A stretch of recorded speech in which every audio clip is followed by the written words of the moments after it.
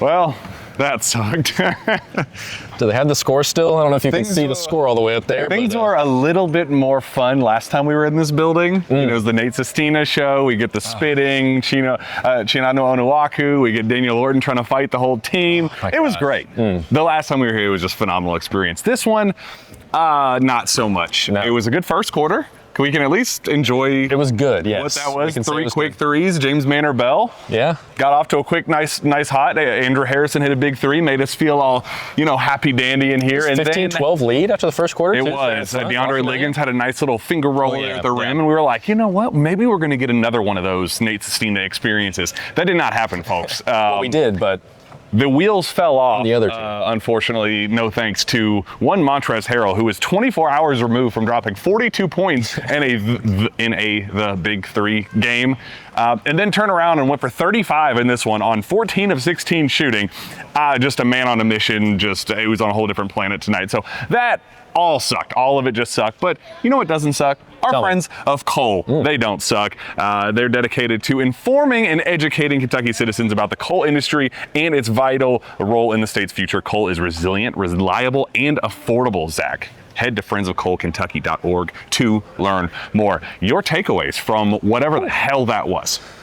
Boy, it would have been nice to have Archie Goodwin, who was a very late scratch for reasons still unknown. It would have been nice to have a Marcus Lee, who was scratched from right before game 1 for reasons still unknown. Can we get a wellness check on Marcus Lee? And Archie Goodwin as well. I don't know where any of these guys are. Willie Cauley-Stein was basically playing on a bum ankle he was getting iced over there. He had ice on his ankle in the third quarter. He was clearly struggling. We're going to be finding Marcus Lee on milk cartons tomorrow morning. Yeah, they're all gone. It would have been nice to have Quade Green as well. Just 3 guys just didn't show up. Bring him back. Can we bail him out of prison? He has a phone call. I'll break out whatever the bail is. He has bigger problems to deal with down the road. But for tonight, it would have been nice. Well, there was one point in I think the fourth quarter where there was 4 non-Kentucky alums and Khalil Whitney on the court.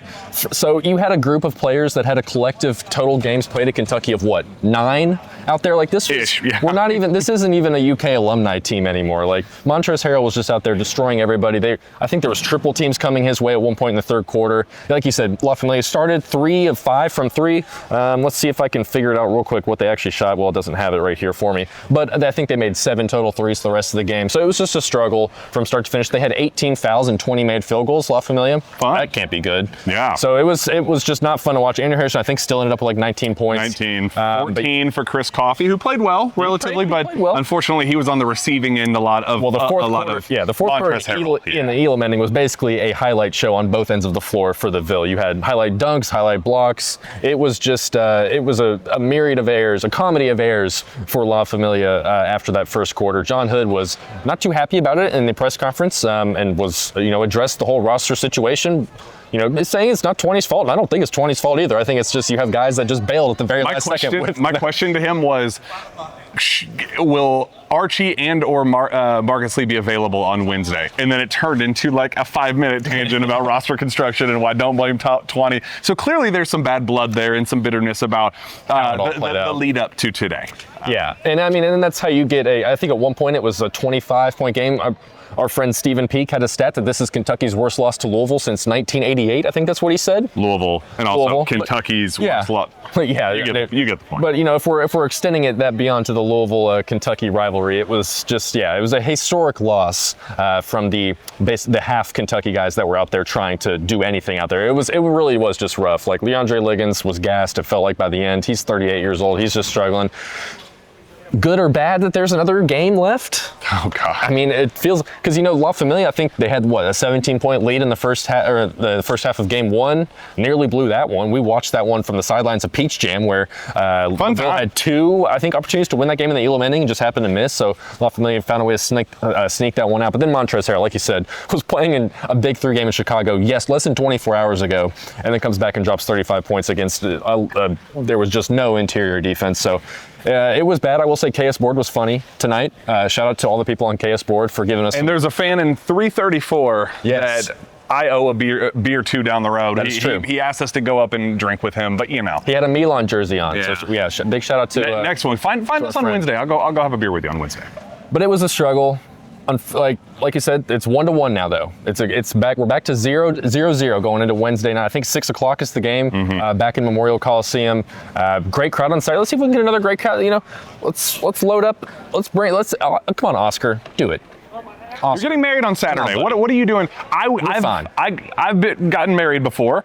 I know that on a Wednesday before the wedding, everything's been taken care of with the wedding. You're just waiting for the time to pass. You're just, that's when, families coming in. Like you're just hanging out. What better way to celebrate your marriage on Saturday than kicking Louisville's ass one last time at Memorial Coliseum? You need to do it. Find somebody. Twanny buddy. Apparently he said on the broadcast tonight or told a reporter or something that he had 6 people on standby for Wednesday. Whoever they are, we need somebody. It's probably us, and we don't even know it. Because John Hood said, "Give me a jersey Wednesday if necessary." Give Twanny and me a jersey out there, which I'd rather give Deron Lamb, who is also on the bench, a jersey. Like I think he should have played tonight, honestly. So we need somebody. Whatever was happening tonight is not going to work, and it's not going to cut it on Wednesday. So find some bodies. If you can play basketball, give Twanny Beckham a call. We'd love to bring you in and help you beat Louisville on Wednesday. We need it because that was not a fun experience here at One Freedom Hall. No, it was not. The crowd was good, though, I thought. Like, I'll give Louisville fans a little bit of credit. Like, the lower bowl was entirely full, and that was pretty awesome. I did like that. And, it was good vibes. A nice little middle section there in the second level. It was a good crowd. Guess who we ran into? Do you want to remember who we ran into today? A former KSR employee. Oh, one Jacob Polacek sat right in front of us. Where is that little coward? man? That coward. He was gonna photobomb our rapid reaction. He's already gone. Gave the worst assist I've ever seen in my life. A ball came into the media section, and buddy, he gave the worst pass I've ever seen back to the referee. So Jacob, if you're watching this as an embarrassment, you got to get in the gym. Hit the gym. Get some shots up on the gun. That was an unacceptable experience. He hit a photographer in the back with the ball and the pass in. Just not a good look. He turned that color red. Like he was petrified. And he's already that color red. So to go brighter is impressive. And he deserves it because he's a traitor and he deserves no happiness for the rest of his life. Wednesday night, how's it gonna go? If Montrezl Harrell is playing and Kentucky doesn't add another front court player, I fear it's going to go exactly how it did today. I am worried too. So let's just think on the bright side. 20, he's going to hit the phones. He's going to add a couple players. Marcus Lee, he's going to be found somewhere. Maybe he's, I don't know, at dinner. I don't know. AJ Stewart's hanging on the bench. You want to bring him? I know Shagari Aline's around here somewhere. What's he, 43? Bring him out. Come on.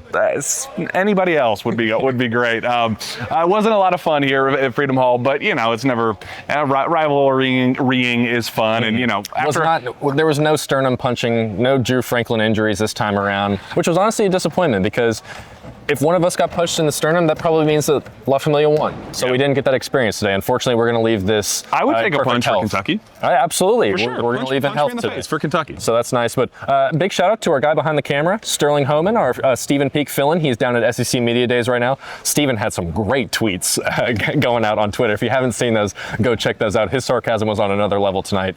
But I think sarcasm, really? Are we sure?